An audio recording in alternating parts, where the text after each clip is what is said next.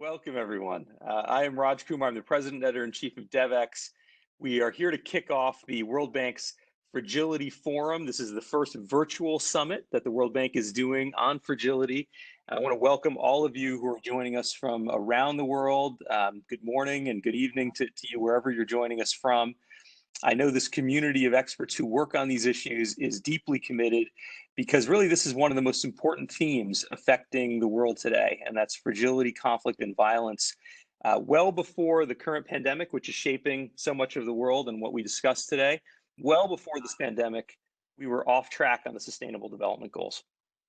One of the key reasons we were off track is because we're looking at a prior decade that was the hottest ever on record. We're looking at advancing climate change. We're looking at human migration moving at a pace we haven't seen before. We're looking at conflict, more conflicts happening at one time than any time in recent human history.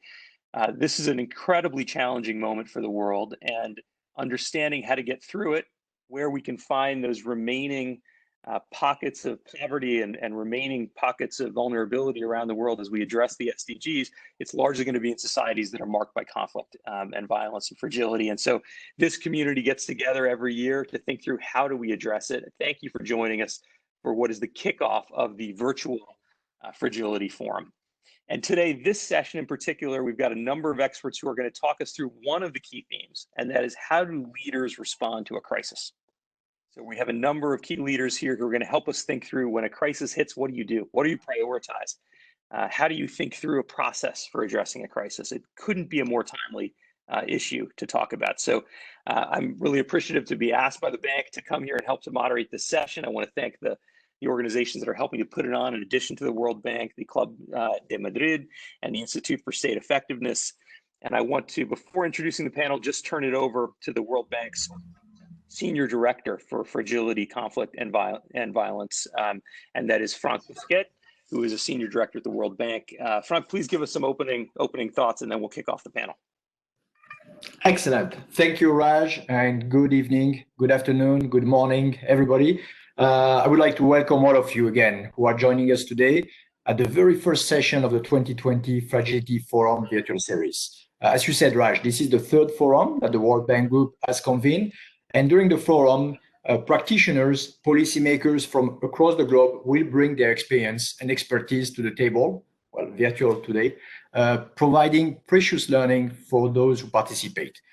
This is clearly the first time we do it virtually, so we had to take all the proceedings entirely online, covering all the topics we had initially planned, but using formats such as podcast, expert interviews, workshop, training, and as today, live events. I guess nothing new for DevX. We are learning from all of you. Now, this year, the sessions of the forum are going to be organized around the theme of the first World Bank Group Strategy for Fragility, Conflict, and Violence, we say FCV, which has been released 4 months ago, last February. Many of you, in fact, joining us today virtually, have been contributing through inputs during the consultation that we held in more than 30 countries. Now, the arrival of COVID-19 clearly impacted has really had a huge impact on countries impacted by fragility, conflict, and violence. And that's also further highlighted the urgency of this agenda. And for this reason, the 2020 Fragility Forum editions will have, in fact, an added focus on pandemics and the implication of COVID-19 in FCV settings. The urgency of tackling crisis of fragility, conflict cannot be overstated, like you mentioned, Raj. Even before COVID-19 pandemics, FCV crises were in fact threatening decades of progress in the fight against poverty. The World Bank had already been predicting last January that up to 2/3, 66% of the world extreme poor will be living in countries impacted by fragility, conflict, and violence by 2030. We now today estimate that in addition, 18 million more people will be pushed into extreme poverty this year as a result of COVID-19 in countries impacted by fragility, conflict, and violence. And there are more violent conflicts globally than at any time in the past 30 years. And the world is facing the largest forced displacement crisis ever recorded. So tackling fragility, conflict, and violence is really at the heart of the World Bank mission, and have been significant increase in the World Bank financing support for countries impacted by fragility, conflict, and violence, including most recently through the International Development Association, the Fund for the Poorest Countries. Now, beyond the financing, the FCV strategy focuses on the how and emphasize a few priorities for our group in those fragile settings. Number one, a focus on prevention by proactively addressing the root cause of conflict, such as social and economic exclusion, climate change, and demographic shocks, before tension turn into full-blown crisis. Number two, working during active conflict and focusing on building institutional resilience and preserving essential services like health and education for the most vulnerable communities. Number three, providing long-term support to help countries transitioning out of fragility, including private sector solutions and scaling up investment in SMEs that are essential to create jobs. Number four, strategy also looks at the cross-border impact of fragility, conflict, and violence, which includes, for instance, providing development support to refugees and host communities. Now, these themes are going to be covered in details over the course of the Fragility Forum series in the coming weeks. And I will turn now to my last point, which is probably the most important, Raj, for the audience today and for our panelists. We all know that no organization can do it alone. Humanitarian, security, and development actors all have their part to play, as do the vital civil society organizations, international and local, that continue to operate on the ground today to provide essential access to communities experiences fragility, conflict, and violence. This is only through this partnership with one another, listening to one another, and learning from one another that we will achieve our goal of building lasting peace and development. This is why partnership is actually an important element of all our work in fragility, conflict, and violence. And this is why we are convening this Fragility Forum today under the banner of Partnering for Development and Peace. In a context of multiple and overlapping crises that we are now experiencing, the Fragility Forum matters more than ever. Over the course of the next few weeks, we will hear from amazing leaders and practitioners, starting with us today, as you mentioned, and we will hear today how leaders prioritize and sequence reforms during crisis situations. So once again, it's a real honor to join this event and this conversation and to open the forum. Thank you. Over to you, Raj. Thank you so much, Franck. And you're absolutely right. This could not be a more important theme for us to be talking about right now with the pandemic and with everything else happening in the world. And there's the panel that the team has put together here is incredible. Let me just briefly say a word about each one, and then we're going to get started right away. Amat Alsoswa is with us. She was the first woman to serve as Minister of Human Rights in Yemen. And before that, she spent an entire career in the region, both in Yemen and the region. She was the UN Assistant Secretary General. She was the Regional Director of the Arab States Bureau. So she's drawing on a lot of experience in peace building and human rights and gender equality and development, and really looking forward to hearing her thoughts today. We also have Claire Lockhart, who directs the Institute for State Effectiveness. You might know her as the co-author, along with Ashraf Ghani, of a book about failed states. She's got a lot of experience in Afghanistan and has worked in a number of other contexts at NATO. Currently is a senior fellow at Yale's Jackson Institute for Global Affairs. So very excited to hear from Claire as well. And then finally, our panel, so I want to begin with, is former President Boris Tadić, who is the former president of the Republic of Serbia. It's really an honor to have a former president on the panel today. And of course, he had a long career in government, including serving as Minister of Telecommunications and Defense. He had quite a bit of experience when he was in Serbia in the presidency, working to pave the way toward the country's accession to the European Union. And he became the official candidate for EU membership during his presidency. So a lot we can draw on from his experience. And I want to begin with you, President Tadić, former President Tadić, to ask this kind of big picture question. What is it like to be sitting in the chair of a presidency, to be a president of a country, to have a plan, to have an agenda, to have a series of issues you were elected to work on, and then suddenly a crisis hits? What do you do? Take us inside the decision-making that might happen. Okay, thank you for inviting me to participate on this conference, and I'm going to make a direct answer. When you are president and crisis is hitting your country, first of all, you have to recover yourself after shock and to think about new agenda, specifically if you are facing with a problem, to explain that everything what you planned and you promised to ordinary people has to be changed because your country and everyone is living in totally different conditions. That is a situation I've been facing with after economic crisis in 2008. 2 months before economic crisis, we had presidential and parliamentary elections. We had economic plans for security, but everything was changed overnight after problems with the Lehman Brothers and crisis started in that time.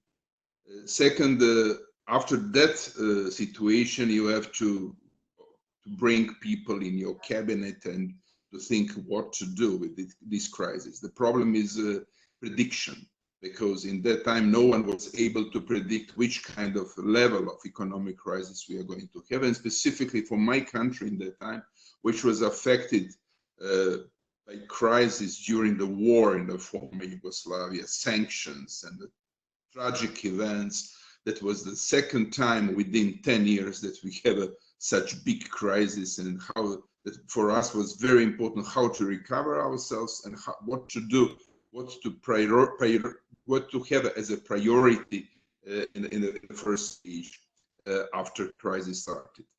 If I have to explain what we planned, was to defend our economic system, banking system.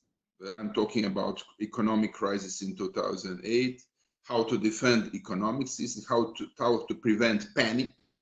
Panic was a real threat for all of us, and how to stabilize microfinancial situation in that time.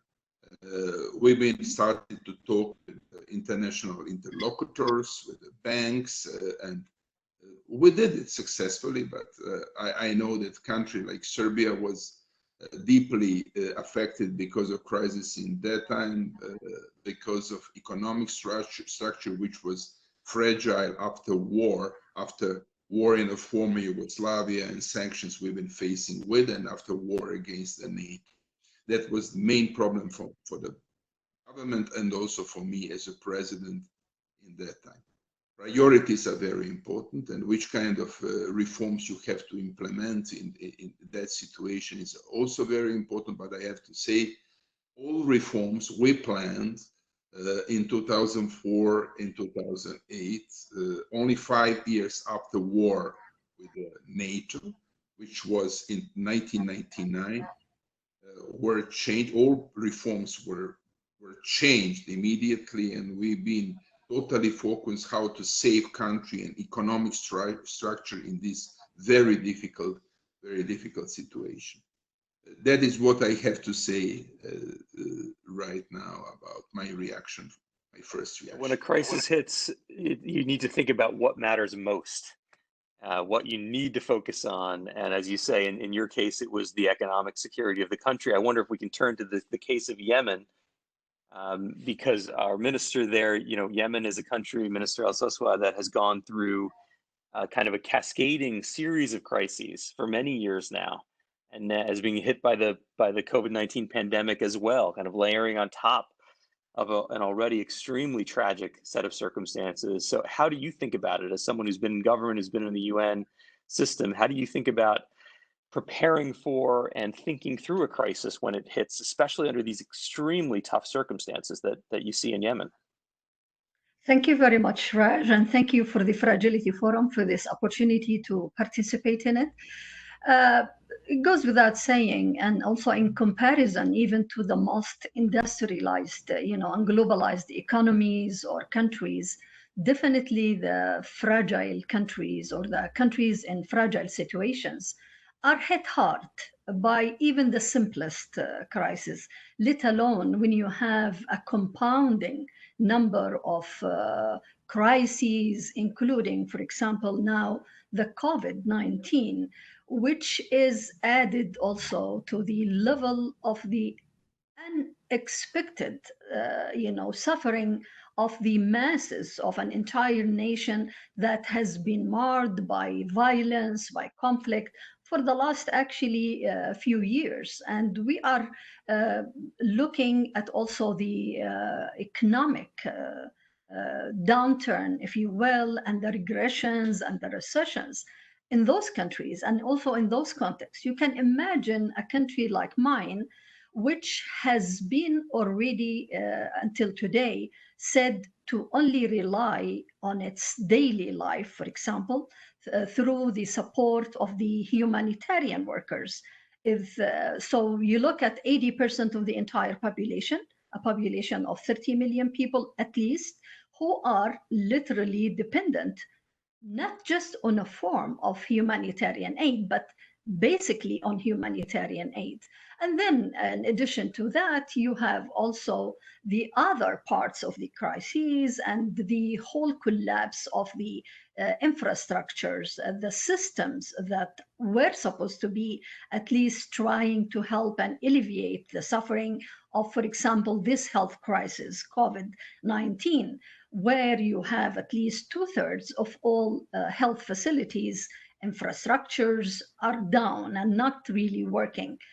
You add to it, of course, the poverty. Franck has said very clearly in the beginning, truly, this is the real number one challenge. And it's a challenge that has been carried with us all for a long time, including as well the employment, the level of the achievement of the SDGs, you name it. So you come truly at a time when you have all these compounding numbers of priorities, of challenges, where you also have a real serious reduction as well of humanitarian aid above and after everything else.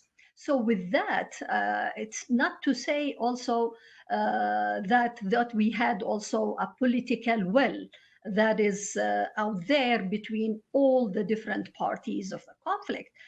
Do not forget, Raj, that since, for example, the call of the United Nations Secretary Generals to cease fire, to help every country to actually go through the social mobilization for all the resources, for all the political wills in order to confront COVID-19.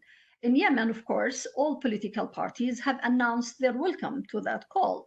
What stays what remains to be seen is truly whether they are serious about it, whether there is also a forced, if you will, by the UN Security Council, first to approve this call of the UN Secretary General, and then second, also to help those countries which are really going into this massive conflict. Yemen itself has no less than 4 million internally displaced people.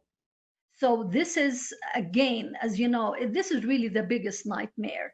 And for the people above, and more importantly, because of the lack of coordination between the different local actors in the different parts of Yemen, and their inability, unfortunately, to even coordinate the simplest response to COVID, even if, as also Franck mentioned, that the World Bank, the other international organizations have supported Yemen, like so many other countries, in order to really to face this new crisis and terrible crisis. But still, the lack of coordination, the lack of also even communication at the level of the different political actors, unfortunately, are adding a huge stress on the shoulders of the vast majority of people.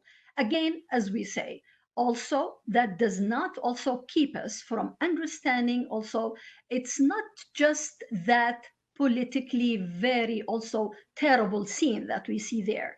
On the other hand, we see all other actors, including, of course, the youth, the women, the local communities, the tribal sheikhs, the private sector of Yemen.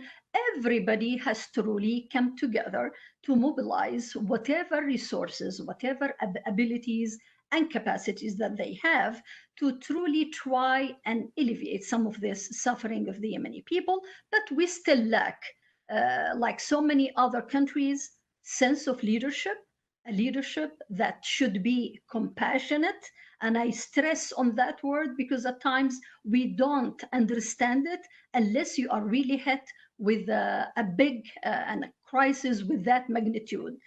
Also a leadership, and also that also proceeds by putting the interest of its own population before any other political agendas that we don't see, unfortunately. As you know, we are also amidst an active war in Yemen while we're having really this terrible one. But probably also it's very important to rely on also the Yemeni society's abilities and resiliency, if you will, under the most dire circumstances, and to get from there what it takes, because truly people are doing that.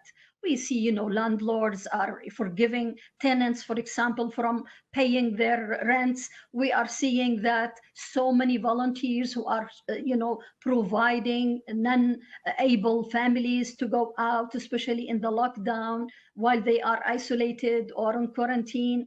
But again, that all will not actually lead us to believe that there is a brighter, unfortunately, fate out there. And that's why it's very, very important to refocus all the efforts and for all efforts to join hands in order truly to confront this unprecedented, crisis.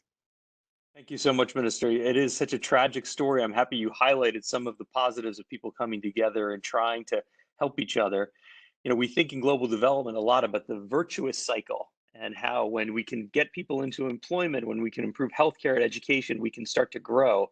But I think this FCCV conversation really is about the vicious cycle. And Yemen maybe is sadly a tragic example where you see cascading crises, one on top of the other, each one making the next one worse. As Franck described, poverty ultimately underpinning all of it. And it just diminishes our ability to react. We talk in our community so often about the humanitarian and development divide. And Yemen, I guess, shows how really there is no divide. In the end, as you say, the vast majority of people require the humanitarian aid. And of course, they want to see their country develop under very tough circumstances. So I wonder, maybe Claire, to bring you into this discussion, because you've thought about these issues across so many countries. How do you begin to get out of it? How do you begin to find a way out of that vicious circle of cascading crises at a time when, those of us watching this from around the world are thinking about climate, about pandemics, about political dysfunction and conflict, all of these issues layered on top of each other? How do we begin to get out of it? Well, thank you, Raj, and thank you to the World Bank and Club de Madrid. And it's an honor to be here for this really crucial topic. And I think as you and the other panelists have recognized, in times of crisis, there's an imperative to decide and act quickly. But in the context of what we're seeing around the world is these compounding crises. And for President Tadić, it was in a post-war context, an economic crisis. In Yemen, as Amat has set out, it's a multitude. It's climate impact, it's poverty, it's war, and now for all of us around the world, it's the health crisis. And as we see, it's all too easy to feel, and I only empathize with those in leadership positions of feeling overwhelmed. And as we've looked at the issue, often leaders spend 70-80% of their time in reactive mode. So to begin to think, Raj, as you say, about what's the pathway out of it, it can seem there's very little space for that often. And I think one is, and what are the competing priorities? Sometimes it's how to save lives and livelihoods. If there's disruption, and we're seeing this around the world, is it more important to prioritize healthcare or open the schools, or how to protect livelihoods? A few of the key questions, I think, is as we look at this, is the question of balancing across time frames. And of course, the near term, the 1, 2, 3 months, becomes an absolute priority in times of crisis. But how does a leader balance that against thinking about the medium term and being ready, and the foresight question that President Tadić asked about? And how do we think about those development timeframes at the same time and the longer term? And for a leader, you have to operate across these multiple timeframes. I think as well, there's also an imperative, and rightly, the citizens need to see something. So there's a real imperative to take action that'll result in things that are visible. But at the same time, a lot of the important work, as we know, is invisible. It's working on those supply chains. It's working on reforms. It's working on procurement. It's working on budgets. So balancing that invisible, important and foundational work with what's visible. And then I think it's also about how do you move quickly But I think as we all know, and particularly at this moment where we all recognize that social inclusion is an imperative, how does a leader take time to listen to citizens? And I think this is all the more important, or as important, in fragile states where we know with the changing demographics that these are youth majority countries. So how do you take the time to listen to and make sure we're incorporating the voices of vulnerable people, when there's still this imperative to act?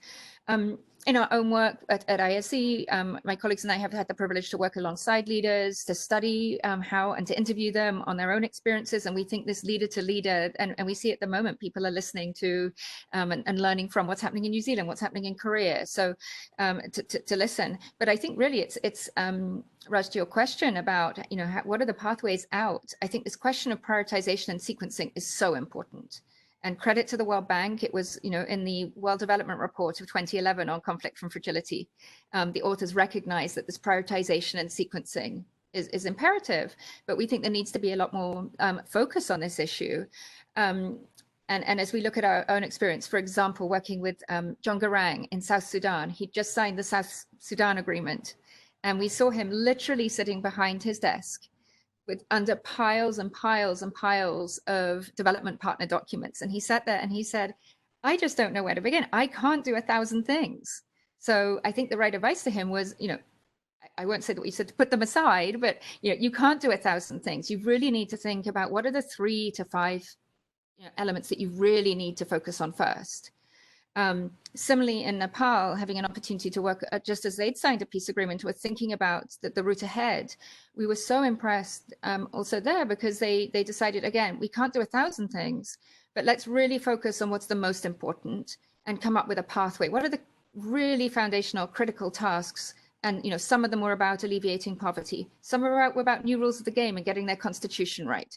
But it was picking the 6 really important things for the decade ahead. So again, I think it's that selectivity and focus that's so crucial. And I think this is where, and the learnings, in the new fragility strategy, in the World Development Bank, what's the message to international partners here is really to recognize the stress that leaders are under, but the need for the countries to come up with their own pathways and then work out how to support that prioritization and sequencing.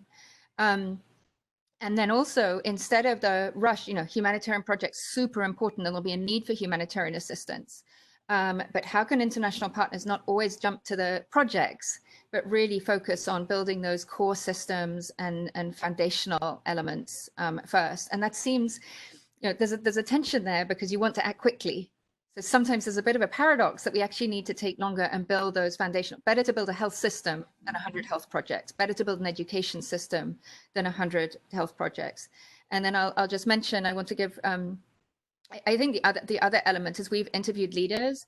It's often, it'll be the leader who becomes famous and gets the credit or the blame. But all the leaders that we've interviewed said, it was always about teamwork, and it was always about gathering, and particularly it's, in a health crisis, it's about working with the health experts and, finding your team and building a team for the moment. And I want to recognize my own team at ISE, and particularly give credit to Pat Austria-Ramsey, who's, started a new initiative on looking really to study this question of sequencing and prioritization, is building a reform sequencing tracker that will be convening a follow-up workshop through the forum in the months ahead. Thank you. Thank you so much, Claire. So many interesting points to take out of that. For me, one reflection is the idea that when a crisis hits, one of the enemies is cynicism. The idea that we can't get out of it. There's nothing that can be done. And as you say, it's so important for leaders to show early progress, to include voices of the most vulnerable, to really lead. I mean, this is what's critical to get people out together from the crisis. A really interesting point. And I wonder on that point, Franck, if you can give us a window into how you've thought about this. I mean, you deal with FCV every day. This is your portfolio, but now the World Bank, which has so many members around the world who are dealing with all kinds of challenges at any given moment, are for really the first time in recent memory, facing a truly global pandemic, the same infectious disease hitting everyone on Earth, maybe not at the exact same moment or in the exact same way, but really it's truly a pandemic.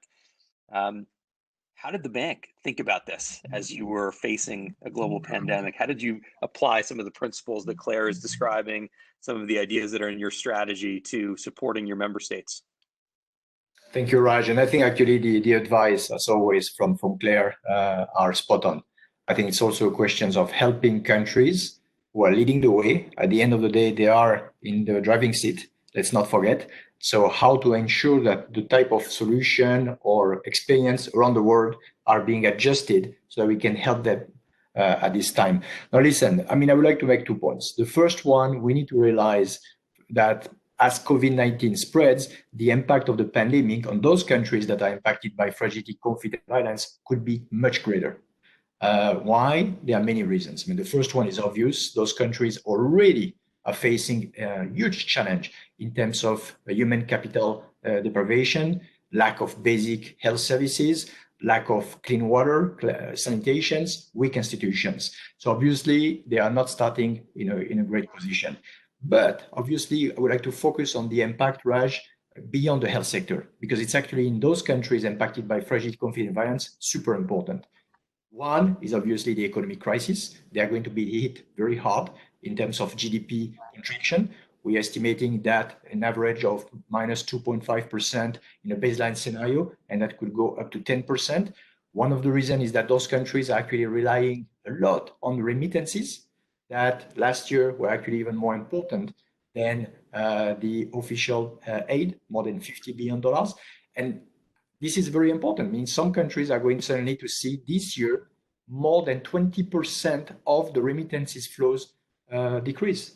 There's going to be an impact, obviously, on the jobs in those countries, an impact of poverty. We already said that this year there will be an additional 18 million extreme poor in those countries impacted by fragility, conflict, and violence. And the last point, which was mentioned by Minister Alsoswa, I think the compound risk, which is also very important.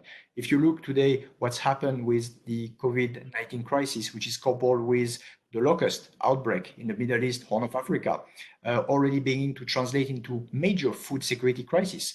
WFP already indicated about the emergence of an unprecedented crisis that with a number of food insecure people that is projected to be doubling from 130 to 265 million people this year. So all in all, clearly, my first message is to say, let's be careful. It's not only the impact on the health sectors or even on the economy. There is obviously many more impacts that need to be quantified, and we need to realize that those countries need support from the international community more than ever. The second point I would like to mention is our response. It's very difficult. I think it's important to realize that over the next 15 months, on the World Bank Group side, we will deploy as much as $160 billion tailored to the health, the economic, social shocks for all those countries. Already today, we are supporting more than 100 countries to fight COVID-19, and nearly 1/3 of the total projects are in countries that are impacted by fragility, conflict, and violence, whether it's about Niger, Haiti, Yemen, Chad, Afghanistan.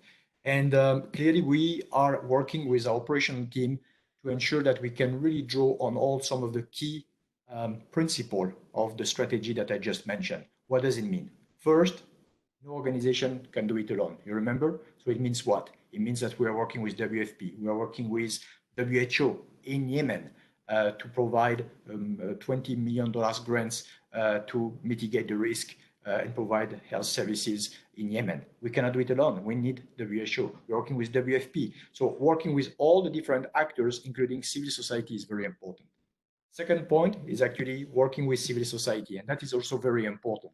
It's those type of settings. It's not only about the financing, it's the how. How are you going, taking lessons learned from Ebola in a Kivu, how are you going to have a health response, but also community resilience, which is extremely important in those fragile settings. So how are you going to leverage communities and have a bottom-up approach in addition to the support to the institutions, which is critical.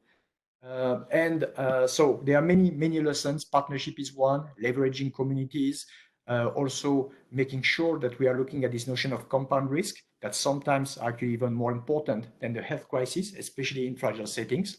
We are working very hard with all the operational team across the globe so that our support is also focusing on those countries that are significantly impacted by the crisis. But clearly, no one can do it alone. And that's why I like the point of Claire really saying at the end of the day, countries are in the driving seat. We are all coming with a different mandate, humanitarian, security, development. More than ever, we need to join force to ensure that we are supporting countries, looking at the relief, the recovery, and prioritizing all the activities, which is actually extremely difficult, especially during crisis time. Over to you, Raja. Thank you, Frank. And you talked about the economic challenges that many of these countries are facing due to COVID. You mentioned remittances. I would just add to that list that so many of these fragile countries rely on export commodities of raw materials, which are really hit in a global recession. Many of them rely on travel and tourism. We don't know when that's going to recover. It could be a very long time. So this is likely to be multiple waves of economic challenges for these countries. As President Tadić described, that economic reality can sometimes be the first and most important thing. It can spread to everyone, regardless of who's directly impacted by the health challenge. I wonder, President Tadić, if you could just continue on the theme we started on. But many countries that the distinction between some of the richest countries in the world, some of the poorest, might be their reliance, as the minister said in Yemen, on external institutions, on international humanitarian aid, on international institutions like the WHO, on the UN system, on groups like the World Bank. And I wonder what you want to see as a former president from the international community, from the international system, when it comes to addressing crises as they might happen in lower resource countries. How do you see that relationship between the government as a former president and these international institutions, the role they play? First of all, my apologies, but I have to clarify crisis in my country. We've been involved in a war in the former Yugoslavia in a very specific way. After that, that was beginning of 1990s. That was the first crisis. In 1999, we've been involved in a war against the NATO. This is only 5 years after the first crisis. In 2003, after democratic changes in my country, we had assassination of first reformist Prime Minister Zoran Đinđić. That was third crisis. And after that, we've been affected by economic crisis in 2008, and finally, right now, pandemic with the COVID, which means we are living in a crisis almost every few years. And I cannot compare my situation in Serbia with the situation in Yemen, which is a really terribly affected country. And I appreciate very much all efforts we are all making regarding the situation in Yemen. But I have to say, every crisis is very different, but the main question is how to make a prioritization of your reaction and sequences that you are going to implement. And now I'm coming back to your question. First of all, international institutions are going to come, but also international institutions are very different. If we are talking about World Bank, if you're talking about IMF, the European Bank for Development, European Union, United Nations, approaches are very different. And we have to understand the logic and philosophy and the strategy of that institution. Sometimes those institutions are very helpful because of aid that is coming from that institutions, but sometimes every specific country is facing with the problem to understand the political culture which is existing in our own countries, which is not well understandable for representatives of international institutions. In that respect, I have to underline once again, political culture is a key. Reforms in political culture are the key reforms, but the problem is that those kind of reforms are very long, and those reforms are not something that is going to bring the visible progress and very fast. But people are expecting from reforms concrete and visible help that is going to create better living standards, something attractive for them. In that respect, people are losing confidence in reforms, and this is a new problem. And reforms takes a time, but democracy is a limiting time for implementing reforms. And hopefully, new government is going to continue reforming process. And in that respect, I think that international institutions are key. if they are showing sensibility or the kind of empathy and understanding for reforming process and the period of reforms in which we have to implement concrete measures, that would be very, very important. Problem is that sometimes representatives of international institutions are facing with a lack of trusting towards politicians that are implementing reforms.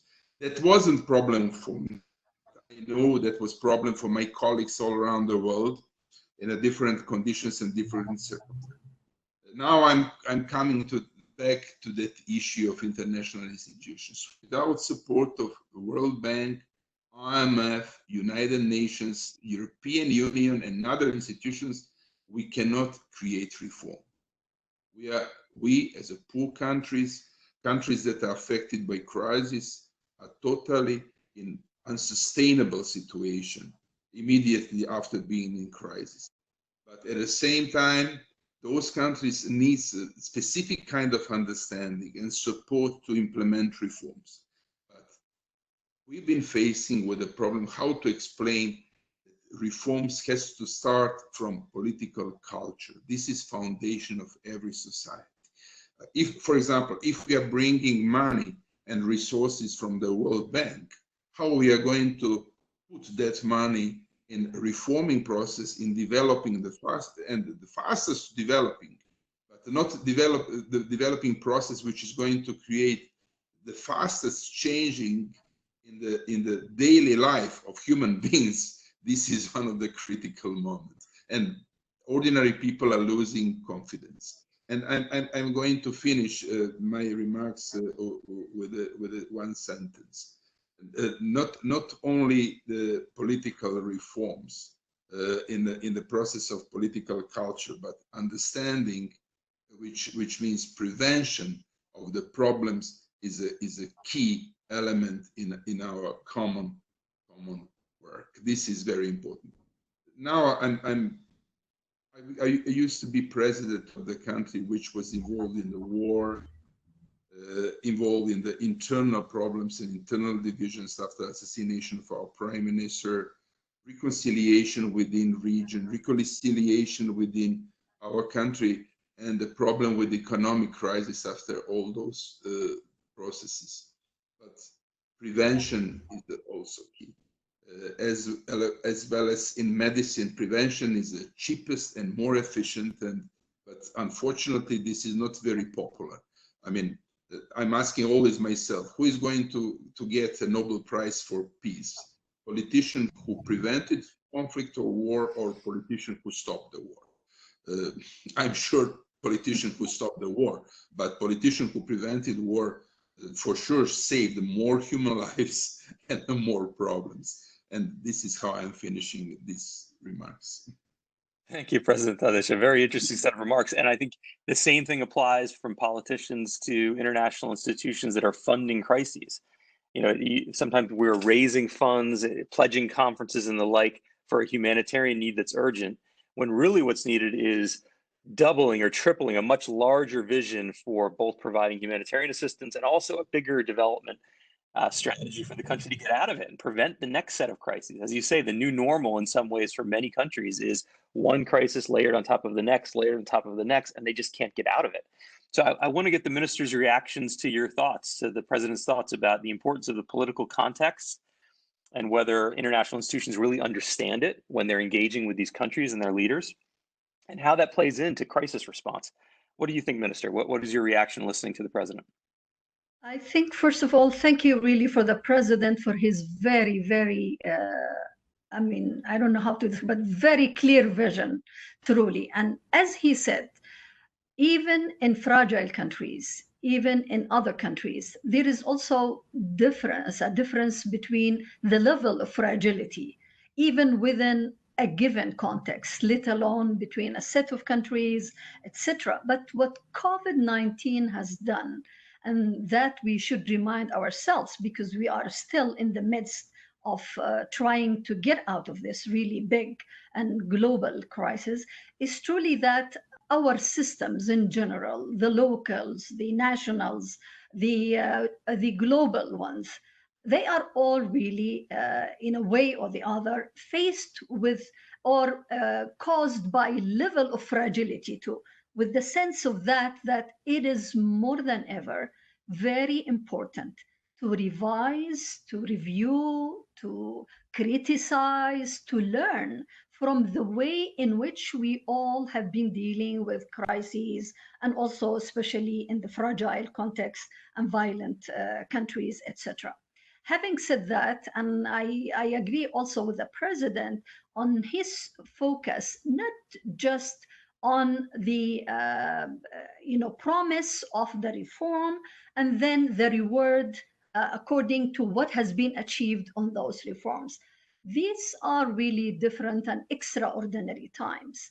And I would think that also we have to look inward towards ourselves as global institutions in that regard, to truly see and learn what went also wrong with decades of also supporting countries, including fragile and conflict and violent countries, with billions of dollars for all that time. And I'm putting my country as a case in point.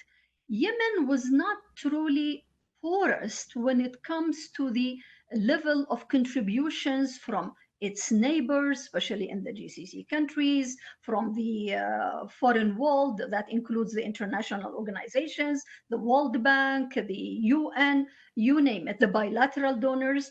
But Yemen, unfortunately, because of the series and also of the cycles of instabilities, of violence, of also inability, its inability to build the basic infrastructure, if you will, how to really benefit from those donations, how to establish transparent system that will also convince the people of Yemen, whose name actually is being used in all these crises, to collecting all this money and donations. Hence, it's very important as well to refer as well to the people's will, to the people's ability and necessity of their participation, even in those dire, situations or very difficult crises contexts too.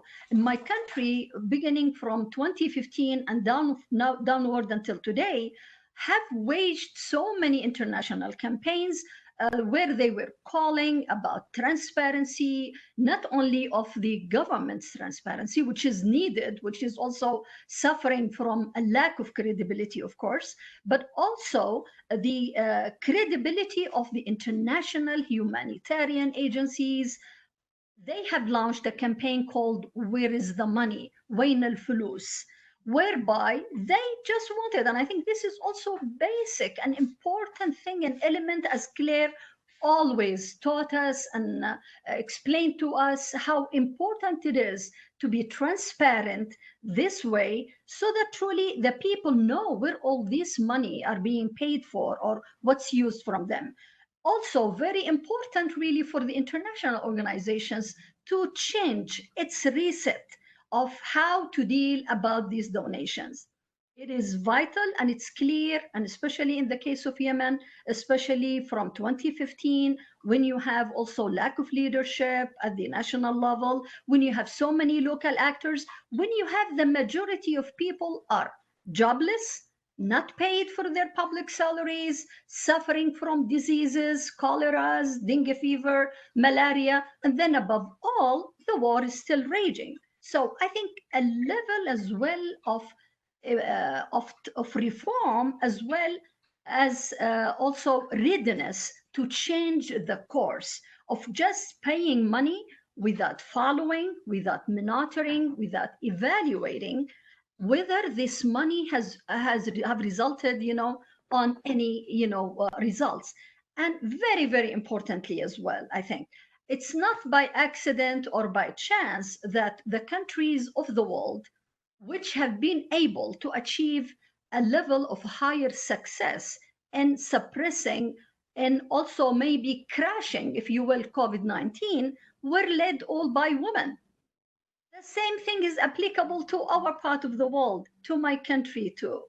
Yemeni women, although they are, registered in the formal books of so many international organizations because they are not participating in the formal sectors. So they are not calculated there as part, of the national gross products or on those big marks, and statistics. But the women, and especially during wars and crises, have been truly leading and also adding to the lives and livelihoods of their families, of their local communities, of their societies in general, whenever they are not oppressed, whenever they are not arrested, whenever they are not prevented from expressing their as well views.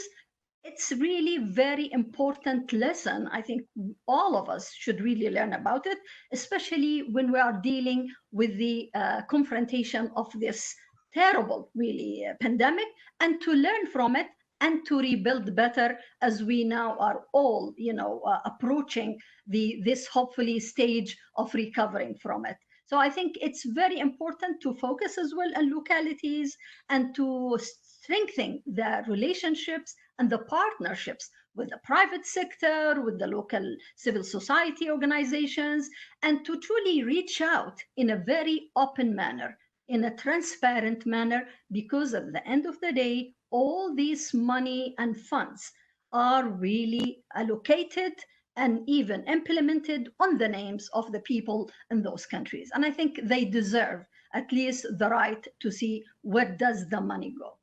That's a really important message, Minister. And I think it resonates a lot with Claire's earlier point that we can't just have hundreds of projects. We need to ultimately build the infrastructure that's sustainable and the systems that last for the people. And you're right, we're doing it in the name of the people who live in these countries. And I'm so glad you brought up the point about women as leaders, because we can't really think about FCV issues without thinking about women. They play such a critical role in countries getting out of the cycles of violence, getting out of fragility, and it's a discussion that has to be had, and I'm sure will be a big part of the Fragility Forum going forward. We are quite tight on time, but I wanted to get to you, Claire, to get your reactions to what you've heard so far, but also I'd love your take on how you think the world is doing so far when it comes to the current crisis, the pandemic.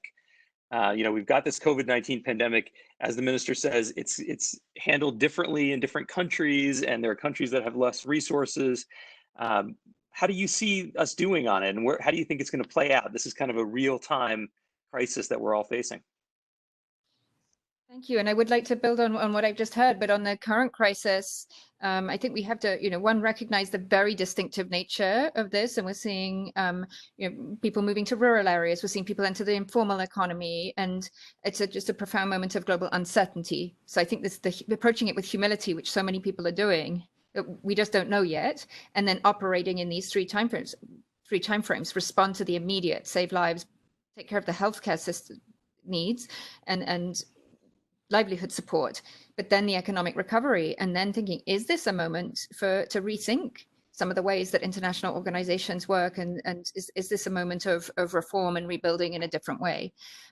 Turning to build on some of the speakers, I really honored to listen to you all. I think that this question of collective leadership, and is this moment now in the COVID era where it's not going to be, of course, just one leader, but really creating the space for multiple leaders. And it's people we're asking, leaders are asking all citizens to be part of the response and make sacrifices. So citizens are leading, communities are leading, women are leading, and it's at the district level, it's mayors. So really this sense of collective leadership and the role not only of civil society, but of the private sector stepping up in different ways. So moving to this form of collective leadership with space, broadening the space for others to lead. I think second, and really underscoring Minister Alsoswa's point about accountability. And I think all too often the international community will come to a country and do a needs assessment, which counts what isn't there. But how do we actually turn that around and look at an asset map of what is in the society and the strengths? Because even in the worst affected fragile countries, there are incredible strengths in the society, in the political culture, but also to recognize that budgets are under tremendous pressure, and that underscores the need for accountability and stewardship in the resources. I think, and as President Tadić said, it's to look at the political culture, and I understand he has a psychology background, to understand the psychological dimension and the stresses not only that countries are under, but that individuals are under, and the trauma that crises bring to people. And I think there needs to be much more of a space in international development to address those issues. And then finally, I think it's, and President Tadić, you said this, it's the prevention question. And again, huge credit to the World Bank and the UN, and an example of partnership for bringing us the Pathways to Peace agenda, but really stressing the importance of prevention. And I think even though the world is in response mode right now, to continue to honor that agenda and to prioritize it, and to take as we look at both the pathways to peace and the preventative agenda, thinking about building the resilient systems that will be able to cope with, unfortunately, the pandemics of the future, but try and move us to preventing the conflicts of the future. Thank you. Thank you, Claire. I realize we're very tight on time. This conversation has gone quickly with so many interesting insights. I do want to hear from you, Franck, to help close this out. And I'm reminded of this this phrase that's used by Dutch engineers. The Netherlands is a low-lying country, and apparently Dutch civil engineers there use this phrase of living with water. Right, the normal situation is the water is higher than the land, and you have to live with that, and that's every day. And I think so often our narrative in global development is, well, fragility is an exception. Conflict or violence is an exception. And actually it's the common reality now. The new normal we're living in is every country. And maybe this pandemic helps to showcase that every country needs to know how to deal with crisis, and crisis layered upon crisis. So I wonder how you think about that, Franck, in your role.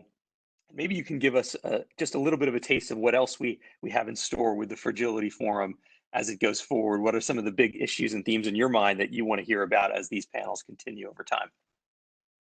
Thank you, Raj, and thank you to all the panelists. I think actually I'd like to come back to President Tadić mentioning about the prevention. I think it's quite important. I think we have reached a level of crisis impact worldwide that really makes the case about what is the role of development actors, for instance, but others, private sectors, in terms of within their mandate, tackling the issue before it becomes major crisis. And this is what we are trying to do in a number of countries that are in fragile situations. I think I would like maybe to finish on a positive tone, if I may, Raj, which is quite difficult, but it's also to say, and it's quite important actually in countries in fragile situation, that despite all those challenges, the crisis also represents maybe an opportunity in some case for countries to strengthen and also to build on some existing source of resilience. And that's something quite important. Of course, this cannot be done in Washington, in Brussels, in New York. It has to be done at the country level and under the leadership of the country, fully understanding the political economy that President Tadić mentioned. But clearly, I mean, if you look at maybe an opportunity for reform, for example, low price today, oil price could benefit all importers and provide a fiscal space to undertake some fuel subsidy reform. In some cases it may work, some cases it may not work, but that's clearly an opportunity today. It's also an opportunity for countries, that are actually going to take advantage to address some grievances that existed before and provide in a transparent way to everybody, to all the different groups, including those marginalized, services. And that may be actually a gain in terms of trust. And we saw what happened with the recovery plan in Sierra Leone or the cash transfer program in Timor-Leste. So there are some opportunity to seize. I would just mention the third one to stay on a positive tone. It's the whole digital economy, digital connectivity. This has been really not necessarily been the focus of the international community in the past. Well, today, guess what? With COVID-19, governments are providing medicine through drones. They are providing education through e-learning. So it's also an opportunity, just to finish, to take advantage of the crisis and try to see on a case-by-case what are some of the big issues that could be tackled on a more sustainable manner. The issue of women, just to finish with that, from Minister Alsoswa, is super important. This is going to be tackled during the Fragility Forum. This is at the core of the FCV strategy.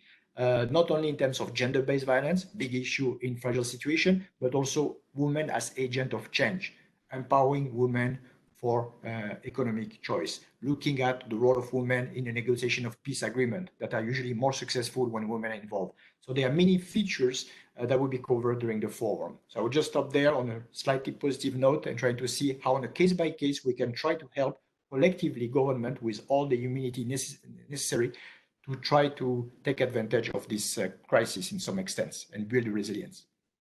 Thank you so much, Frank. And I am glad you are ending us on an optimistic note, because if you believe in the SDG agenda, and it wasn't that long ago that this entire community was just excited and enthusiastic by the prospect that we have these global goals we've all signed on to. If you believe in that agenda, you have to believe in the FCV agenda too. You have to see the importance of these issues. And you're right, there are opportunities to get through this. We have to do it if we want to see the end of poverty in our lifetimes, and we can. There are real examples of progress around the world. I've been asked, and we only have about a minute left, to try to summarize all of the great insights. Basically impossible, but I'm going to try to do it. I would say what I'm hearing from all of you is the importance, when it comes to fragility and conflict and violence, of thinking big but starting small. Think big about how to get out of a crisis, what the long-term agenda is for building infrastructure and systems. But start right now with something tangible, listening to people, making progress, figuring out that most important priority, as the president said, whether it's the economic growth or the health of people during a pandemic. Think big, but start small. There is a pathway out of this. I want to thank the organizers of this event, this fantastic panel. I know all of you at home are clapping for them, I'm sure, but please join me in thanking the president, former president Boris Tadić, Minister Amat Alsoswa, Franck Bousquet of the World Bank, and Claire Lockhart, who directs the Institute for State Effectiveness. And thank you to the World Bank Group. It's been a real honor to be a part of this. Thanks, everyone.